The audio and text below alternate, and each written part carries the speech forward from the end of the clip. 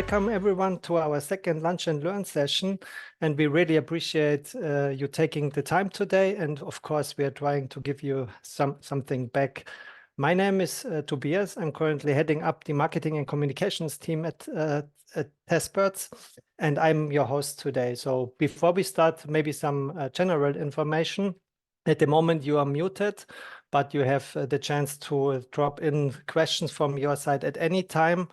We are trying to answer them either directly or at the end of our session. We're gonna have a Q&A session. So last time in our first Lunch and Learn session, we covered logo testing, a quite specific topic. So this time we decided to go for a bit broader topic, covering market research. And therefore, I'm really happy to have a market research expert next to me. So welcome also, Cha-Ing. Please, a quick introduction also from your side. Thank you, Tobias. It's my pleasure to be here. I'm a project manager, user experience focused, based in Amsterdam. Okay, cool. So normally we do not really work closely together in our daily work, as you are part of the delivery team. I'm in the marketing team. Of course, there's an exchange, but it's not our daily business. So I'm really interested in what do you enjoy the most in being part of our project delivery team? Okay. I would say I enjoy the most when we have a conversation with a client, either in the briefing call when we pick up the project, I learn some new products and the research goal from them. And the debriefing call, we share the result with them and interest in their feedback. That's the part I enjoy the most. Okay, thanks a lot, Cha-Ing. And that also nicely demonstrates how closely we are working together with our clients, but not only working on an eye level, but also really deeply integrate our services into the development cycles of our clients. And maybe you can share the slides, then we can directly jump into the agenda for today. Just a second. Yeah, now you should be able to see our agenda for today. So today we would like to present you with some basics around crowd testing, but also in comparison to traditional market research. How do they complement each other, for example? Then we go through some famous, but also, of course, fun examples of great market research. And finally, Cha-Ing will present you with some Testbirds use cases. So real use cases where we worked together with our client. And here we, of course, try to enable you to gain some valuable insights into understanding your target audience, analyzing industry trends, and how to make data-driven decisions at the end of the day, which is the most important part, of course, of either crowd testing or market research. So, but before we jump into our portfolio of marketing-related services, a portfolio that we launched recently, so also logo testing was part of this, maybe some general words about crowd testing. What is actually crowd testing? To really make it short, we are helping our clients to develop digital products that people really love. So, but how are we doing this? So basically, we have a global crowd of real users, over 1 million. We will show you some further numbers later on. And these qualified and verified testers give unbiased feedback on whatever case you have. So like for example, digital products, which is, of course, the main focus. Our testers are going to test them in detail. So that's then really also up to the testing services. And also here we provide you with some more detailed information later on. So to make it also short, we really bring the human touch to your development decisions so that you can take data-driven decisions and make the customers, the actual customers, really part of this product development. And yeah, that can be a real game changer. Today, we have increasing power of AI, for example, but what you cannot replace at all is really the end user feedback. So when we quickly go through our product portfolio now, we see website and app testing, and that's really our daily business. So you can check out your websites in detail, get feedback on any single part of it. Same counts, of course, for apps. Then we have ad testing. That's a rather creative part here, so that you can really check the messaging of your ads, the visuals of your ads. Content testing, that's rather long format content, like, for example, blog articles, white papers, etc. Campaign testing, that could be really a mix of these different assets, like the combination of certain ads with different long format contents, etc. Logo testing, that's what we covered last time. So this video is still on our website, so you can also rewatch, of course, our last webinar around logo testing if you're interested in this one. Yeah, but today we're gonna cover market research in general, and that's where we go into some more details now. So first of all, a quick comparison between crowd testing and market research. What are actually the differences, or where do they complement each other? So as already mentioned, crowd testing is really about, or mainly about, testing digital products with real users in real life scenarios. So they really use their own devices, whatever that might be. They also cover more than 1.5 million different devices. And to give you just an example, they get certain tasks from our side, respectively, from our clients. And of course, they are also paid for this. So the focus is mainly qualitative approach and mainly digital products. Like, for example, 20 people are testing an app, giving feedback through, for example, a survey, or they take videos, remote videos, where our clients can really see how people are feeling about the app and where they have issues, for example. And then, of course, we track everything and provide a final report with all the details. But that could be also a mix of digital and real life. So it could be also, for example, that people testing, or our testers are testing an app on public transportation, or it's even the complete customer journey, basically. Also, as an example, e-commerce, so that we test everything from the registration to the delivery, unboxing, returns, and so on and so forth. And here, of course, we track and check out the attitudes or behaviors of our testers. So, Cha-Ing, how do you see this? How would you describe the difference between crowd testing and traditional market research? Oh, good question. I think you covered most of the aspects, but I just want to add, crowd testing is really iterative approach that fits into different span of product life cycle. So from really just a concept to close to releasing to the market. But even after the release, we can also do crowd testing on the details, just to make sure we have continuous customers satisfaction. Sorry. Okay, interesting. And when I would focus now on the early stages of the product development cycle. So on the next slide, you can see this, where do crowd testing and traditional market research complement each other. And that's, of course, also really the early focus on the target audience's expectations. So it's a research approach that can be also used in the prototype phase, for example, or even earlier in the concept phase. And that's exactly where we have this match between crowd testing and market research. With crowd testing, you can, of course, also do surveys. That's what we also covered with our logo testing webinar last time, where we really had a survey and tested different logo designs with our crowd, but also with an external provider to get certainty on what logo we want to use in the future for our brand.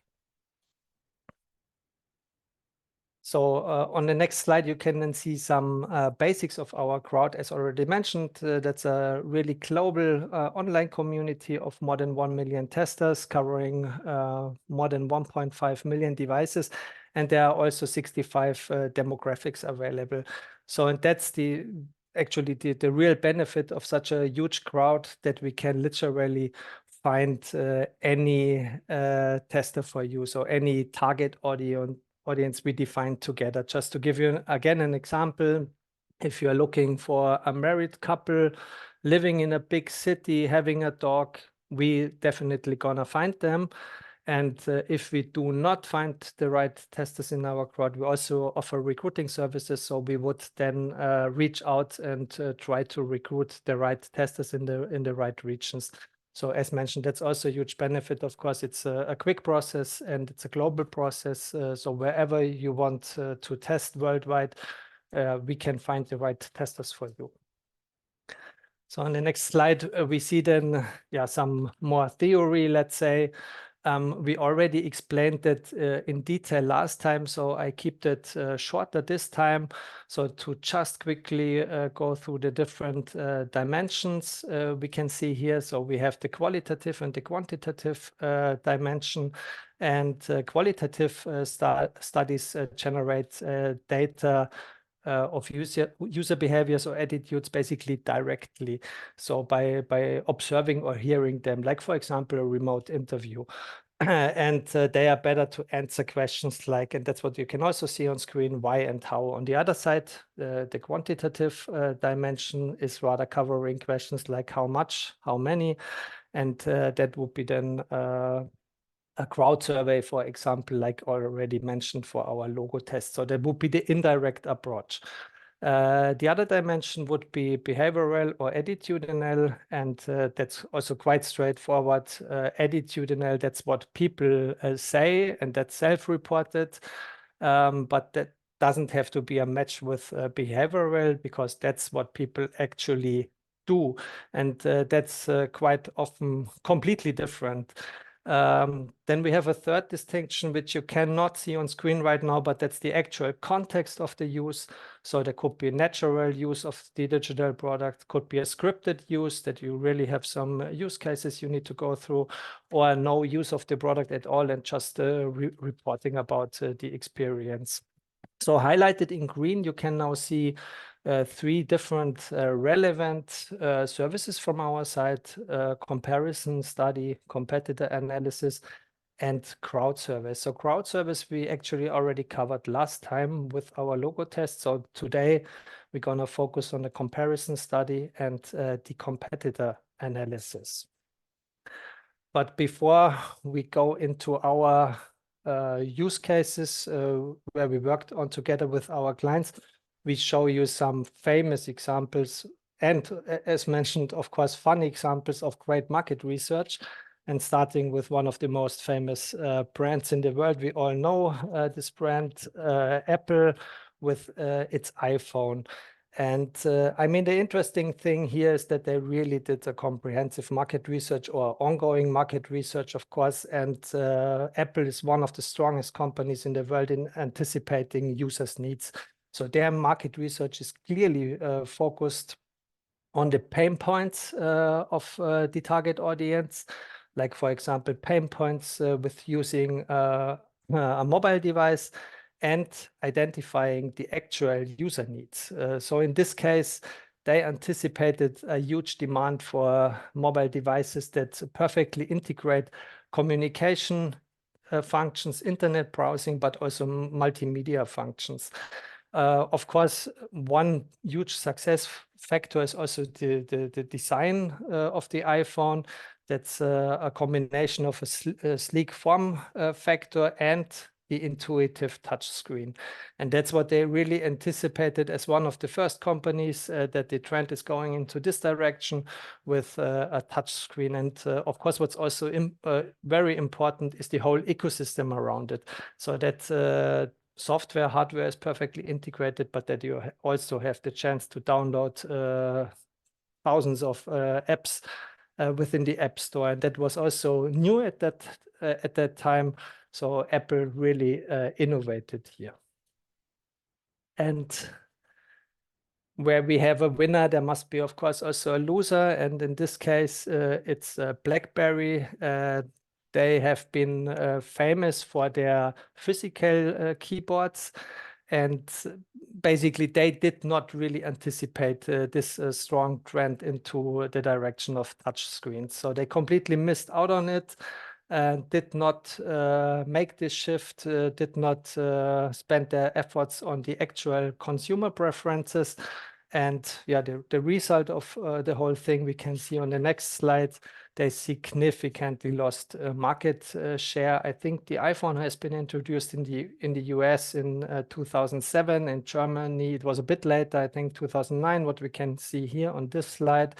And from that point in time, BlackBerry lost market shares until 0% in 2016. They completely exited the market for smartphones.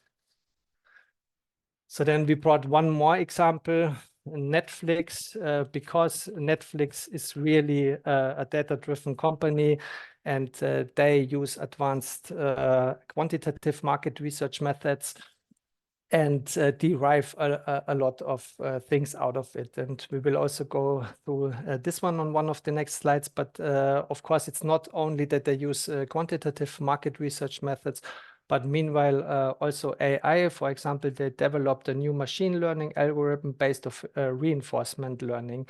So here on this slide, we can see an overview about what they are actually tracking. So that's they analyze viewer preferences, viewing habits, and general feedback to really suggest relevant content to the user. So that's the whole idea, to make recommendations, what you could watch next, for example. And in addition to that, with AI, they have now the opportunity to mix that up, not only with what people are really doing on the platform, but also deriving some information around new territories where people could be interested in based on their whole behavior.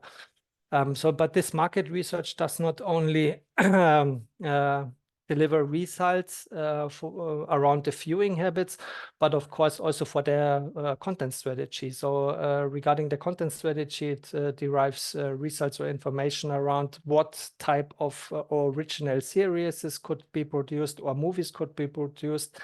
And of course, also regarding the go-to-market into different international markets. They gather a lot of information around what content is interesting in these markets, what's the right pricing, etc. So on this slide, you can see right now, we already see the loser. So that's the same like with the example of Apple, where we have a winner, we must have a loser. And in this case, it's Blockbuster. If you can remember this brand, so that was at that time the dominant force in the video rental industry. And they also failed to anticipate the trend towards online streaming, like Netflix did from the beginning. They've focused on online streaming from the beginning with their new and innovative subscription-based models, while Blockbuster was still sticking to their brick-and-mortar rental stores. So that's also a clear market research fail from Blockbuster. When we look at that from today's perspective, that's of course completely obvious, but at that time they did not realize this, or they did not want to realize it. And that's basically what we can see on the next slide. The same story in 2016, also around about the same time like BlackBerry. They gone bankrupt while Netflix was really growing significantly. So, and that's on the last slide here, the ironic part of the whole story. So there's a series available on Netflix about Blockbuster, and it's a fun story. It's a recommendation from our side. And that's about some really loyal employees from Blockbuster who tried to save their video store. But of course, as we know today, they failed, and Netflix is still one of the biggest brands in the online streaming area. So, but enough of this theory. So now I would hand over to Cha-Ing to present you with some Testbirds use cases. Please, thank you very Cha-Ing. much, Tobias. Let's dive right into it. And it's my pleasure to share how we put crowd testing into practices that helps marketing team to gain insights. As Toby had mentioned earlier, crowd surveys, competitor analysis, and comparison study can benefit the market research in different aspects. I would like to bring up again Depending on the quantitative or qualitative approach, we offer a relevant testing service that fits the client's need. Let's look into the crowd survey, for example, briefly. So the aim is to collect larger sample size quantitative data. We have some ongoing projects from my colleagues. Just to give you some example, we have a big manufacturing client use a crowd survey to determine which name is the most well perceived in the current market. We send out surveys in different countries in their native language to collect feedback. We also have a client in the financial industry using the crowd surveys, targeting the potential users to understand how people manage their finances and what they are struggling. They also combine remote interview study to follow up with some interesting answers from the crowd survey quantitative results. I'd like to share with you one of the fascinating things of the crowd testing is you can apply different type of testings on the same product in different product life cycle. On the other hand, the same testing service can apply in various industries. The first use case today I'm going to share with you is about using a competitor analysis to do a market research with the purpose of making marketing materials. Let me introduce you to the company we have worked with pleasantly. So, Simply Codes is one of the best companies that could save you a lot of time and money by providing you with a discount code they find on the e-commerce websites. They came to Testbirds saying they want to create a marketing materials showcasing they are the best discount code finder in the United States. Even though they were pretty confident that they were the best discount code provider in the market, using a third impartial party to prove it can never do harm. Even this company can run the program just to get the numbers. They were also curious. Do our potential customers perceive it in the same way? So we start the test by choosing 500 online stores in the database provided by Simply Codes. We recruited 20 testers who had regular online shopping experience in the United States through our crowd. How did we screen them? We had some filters option to use in our crowd. When testers sign up, they see the testing timeline and the test description and the payout. Then tester needs to fill out the initial report where we screen the perfect target group. After we prove the profiles and add them to the test, tester then receive the instruction from us. For example, what merchants to test or how do they document the results. In the end, we were about to aggregate the data and compare which company has the best store coverage and the working codes. We uncovered the insights. Simply Codes confirmed their extension had the broadest coverage, like 40% ahead of the second place. They also pinpoint the champion in providing double the amount of the usable discount codes per store. Simply Codes that time was impressed to see this result. Through the collaboration with us, we made a case study that showcased the outperforming the other two main competitors. I like to emphasize this experiment wasn't just about marketing materials. It was also an approach of a market research to gain the validation with the concrete data from the real users. With the data collected, they are also identifying improved areas out of these 500 stores.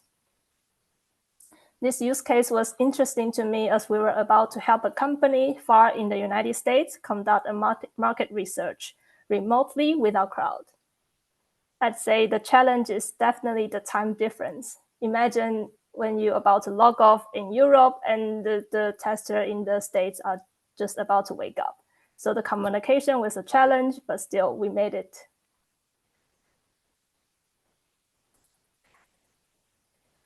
The second use case I want to share is about a traveling industry. The client has worked with us for a while, mostly for the qualitative study. For example, the usability test, the remote interviews, or comparison study, as they have their own in-house team to acquire quantitative data, for example, by Google Analytics. So they use the qualitative data from crowd testing to validate their assumption. The reason they decided to use a competitor analysis this time was because they just had a new team and they had to improve the conversion rate. And we had dig into the past results we did together, and we figured the competitor analysis could be the missing puzzle because they had no idea where they are in the market yet, and they really want to get some insights from the real users. Below, you can see a big table comparing different key features of different flight booking websites. So let's take a sort category, for example.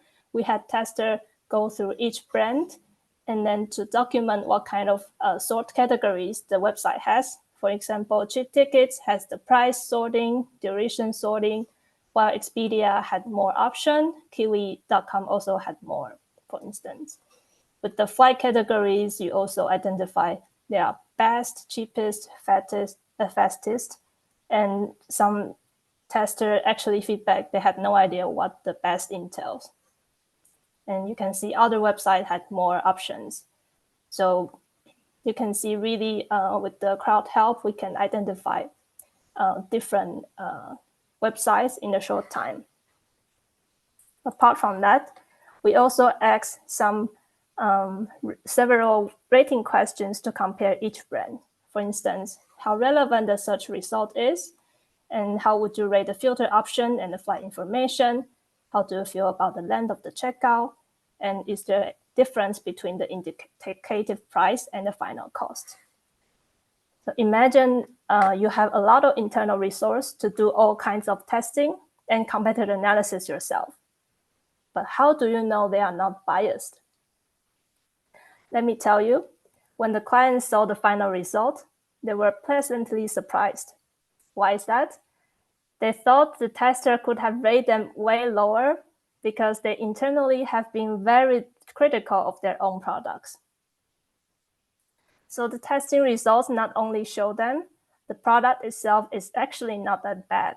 The issue might be the way of marketing. For me personally, it's really inspiring to see how this competitor analysis can benefit them with such a positive message.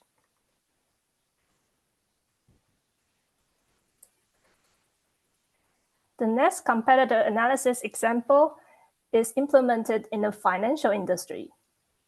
You might notice we can set up the test in totally different ways, tailored to the client's need. So imagine this. You are working in the department of a personal loan products in the top tier bank.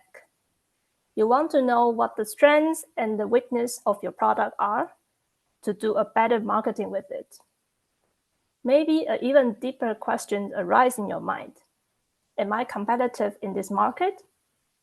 And where would you start your research? So the client came to us and the conversation happened. Just for more entertainment, I will actually invite Tobias to play the client and then I play the Testbirds role. Please. Okay. Can we get a full journey of the personal loan application from the main 8 competitors? For journey, could you make it maybe more specific? Like how do you want the full journey to be presented? Okay. We want to see a screenshot of the full page of each application without showing personal information, of course. Okay, we could try and ask the tester to blur sensitive information on the websites. Anything else? We want them to have high credit scores who are prospects or existing customers to these 8 competitor brands. We want to know if the journey between prospects and existing customers differs. All right, thank you very much, Toby. So you can now imagine things are getting tricky. Are there many people feeling comfortable with sharing their financial data with us and taking time to screenshot every page of application? On top of that, we can't guarantee if this will impact their credit score even. But it's not a time to give up, it's just the beginning. And the benefit of using Testbirds is we have conducted so many tests with different tricky instructions, but there are testers never failing our hope. So let's just try.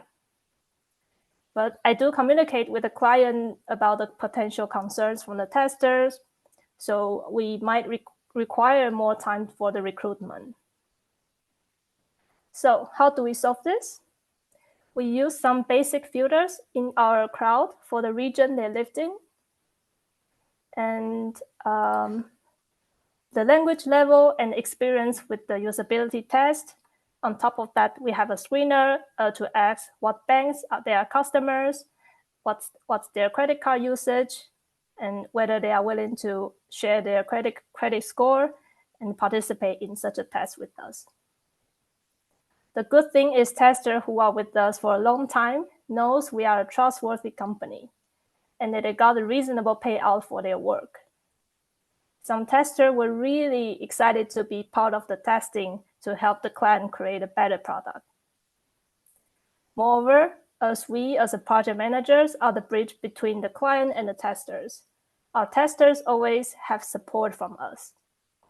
That's why one of the parts we differ from other testing panel agencies. But now I would like to pause the story for a second and invite everyone to think, why did the payment company choose a crowd testing approach?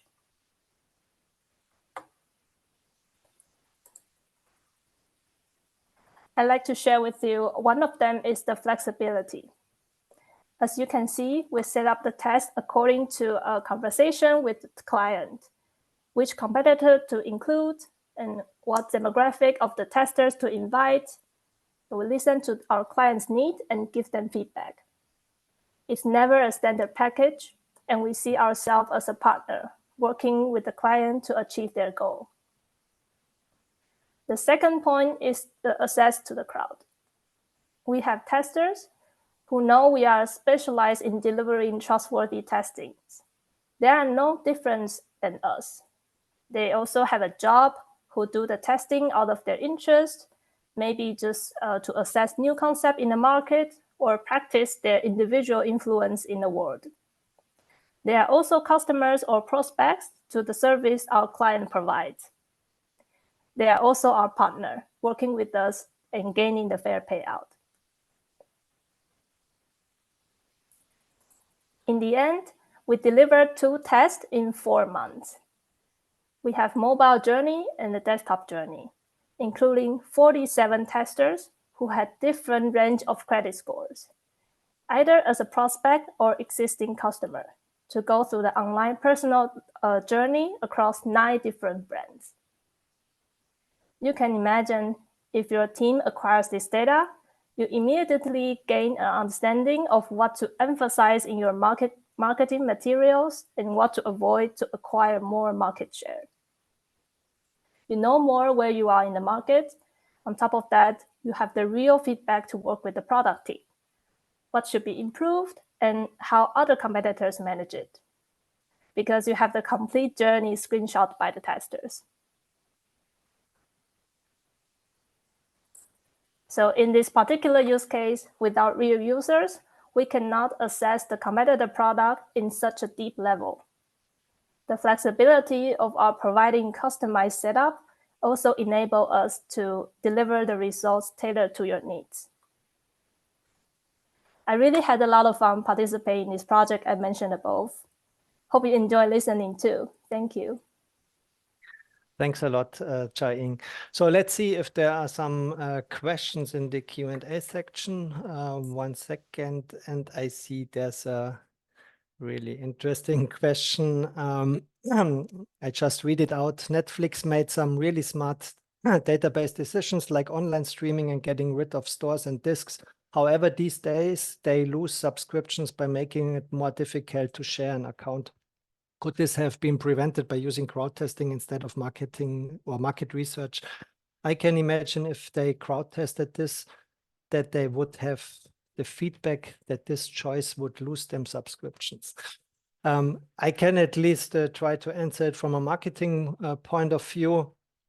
So first of all, I mean, we don't speak about completely different approaches, right? So crowd testing and market research complement each other. might differ in some areas, respectively, if it's quantitative or qualitative. But in the case of Netflix, I'm pretty sure, or 100% sure, that they did something like crowd testing. So they also have their crowd testing approach, where they directly speak with the target audience, with real users and everything. So they also gather qualitative feedback from their potential customers or customers. And as far as I know, that has been always their strength. So they are famous for their adaptability. So they always involved the pricing strategy. They were very successful with their tiered pricing model. They have different tiers like basic account, standard account, premium account without advertising and stuff. So, and of course, also they always tested out price elasticity. How much are people willing to pay? And in this case, I would wait a bit more, because also only as far as I know, this sharing an account within different households also has its downsides. And they really wanted to come up with a pricing strategy where every single household needs a subscription, and you cannot share it with family and friends in different regions. So I would wait a bit to finally answer this question. So it's a yes and no. Of course, they need a qualitative approach, and I'm pretty sure that they are doing this. They are quite famous for their strong market research. Would you like to add anything, Chai-Ing, from your side, from a market research perspective? No, I think you covered most of the part. Okay, cool. So then there's another question. This one is for you, Chai-Ing. How long does it usually take to do a competitor analysis with Testbirds? That depends. So the example that I shared earlier, the second one, the traveling industry, as the target audience is quite broad, we only need to find people who have booked the flight before online. So this turnaround time can be 1 month from starting the recruitment until delivering the result to the client. And the testing time could be just 1 week. But for the third one, for the financial industry, we really took some months to recruit those testers. So we always need to see. Okay. And there's another question, should be also for you, Chai-Ing. How do you find the right testers for specific projects like the ones you mentioned? So how do we recruit basically testers that are not yet available in our crowd? Yeah, sure. For this one, once we have the call with the client or receive the written brief, then we internally analyze the feasibility, how likely we can find these people in our crowd. And if not, then we need to communicate to the client. We might need some external recruitment where we go to, for example, LinkedIn or Reddit or social media platforms where we create the ads and then recruit the testers. So that will require additional time and budget. Okay, cool. Thanks a lot, Chai-Ing. I hope we answered all the questions. I don't see any further questions at the moment. So then, yeah, thank you once again for watching our webinar. As mentioned, you can also rewatch the logo testing webinar on our website. And we did not yet define the next date for our next webinar, but that's also recommendation from my side. If you follow us on LinkedIn, you will be always informed about upcoming webinars or events from our side. And we would be super happy if you join us again. And if we hope we could deliver some value to you, and wish you a nice afternoon from here. Thanks a lot, and bye-bye. Thank you. Bye-bye.